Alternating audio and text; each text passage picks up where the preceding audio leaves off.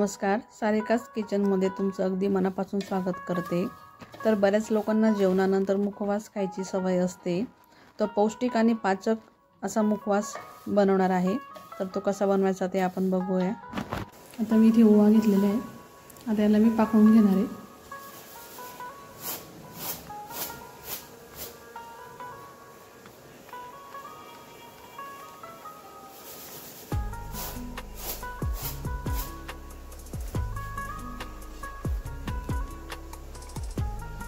बघू शकता बारीक बारीक काड्या बारीक बारीक खळे निघून जाते। अशा पद्धतीने काढून घ्यायचे।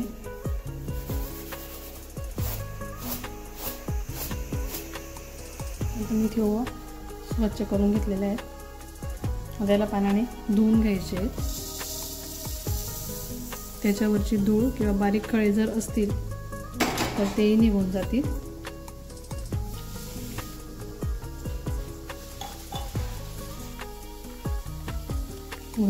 असं चोळून घ्यायचं हाताने।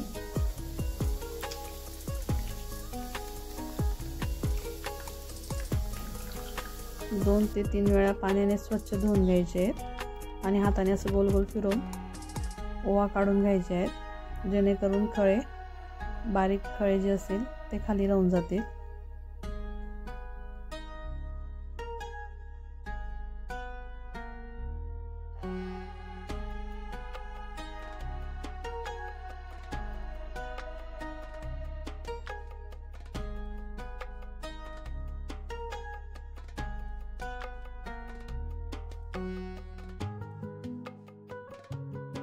याला परत एकदा धुवून घेणार आहे। आता हे शेवटचं धुणार आहे म्हणून मी गाळणीतच काढते। गाळणी काढल्याने त्यातलं सगळं पाणी निघून जाईल। मी इथे सेंधा नमक यूज करते। 4 चमचे मी इथे मीठ घेतलेलं आहे। नंतर त्यात अर्धी वाटी इतकं पाणी घेणार आहे।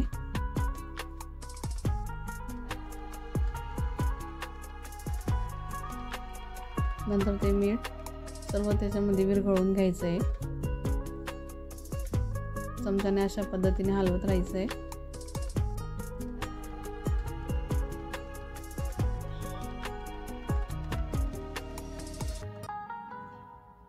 आता मीठ विरघळून झालेलं आहे।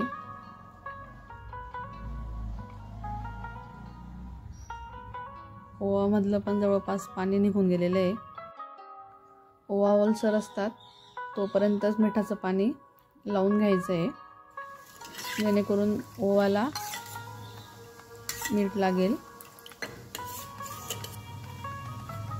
आता हे ताटात पसरवून घ्यायचं। ओवा पसरवून झाल्या की त्याला मिठाचं पाणी लावून घ्यायचं आहे।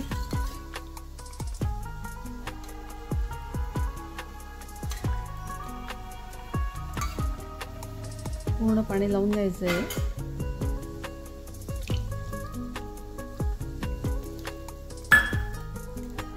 आणि त्याला व्यवस्थित मिक्स करून घ्यायचं आहे आणि हाताने असं चोळून चोळून ओवांना ते पाणी लावून घ्यायचं आहे।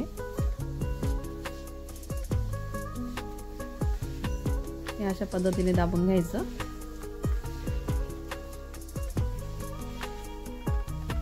ओवांना ते पाणी लागायला हवं म्हणून।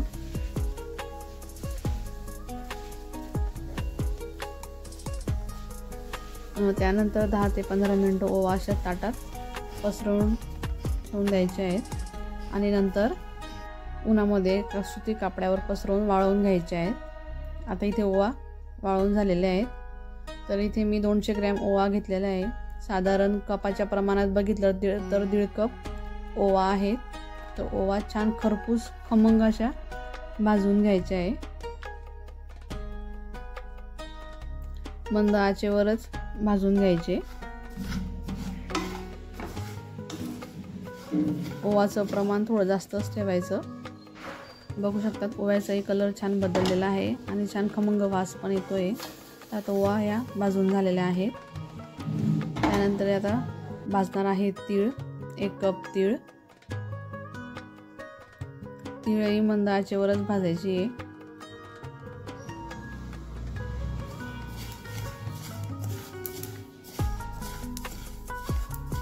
थोडा कलर बदलत तोवर त्याला भाजून घ्यायचे. तिळे आता भाजून झालेले आहेत.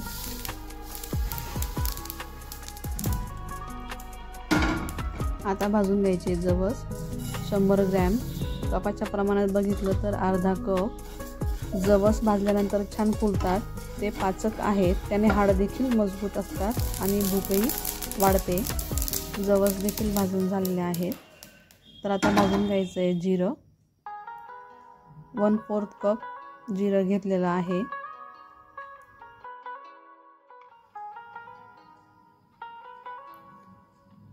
तर मी ते बडीशोप 200 ग्रॅम घेतलेली आहे 1 कप. तर ती मी खारी बडीशोप घेतलेली आहे. तर इथं धणा डाळ घेतली 100 ग्रॅम. अर्धा कप धणा डाळ आहे. आता हे भाजून झालेलं आहे. तर याला सगळं व्यवस्थित मिक्स करून घ्यायचं आहे आपल्याला. अशा पद्धतीने मुखवास नक्की बनवून बघा. तुम्हाला हा मुखवासाची रेसिपी कशी वाटली ती नक्की कमेंट करून सांगा. व्हिडिओला लाईक करा, शेअर करा आणि चॅनलला सबस्क्राईब केलं नसेल तर प्लीज चॅनलला नक्की सबस्क्राईब करा. धन्यवाद.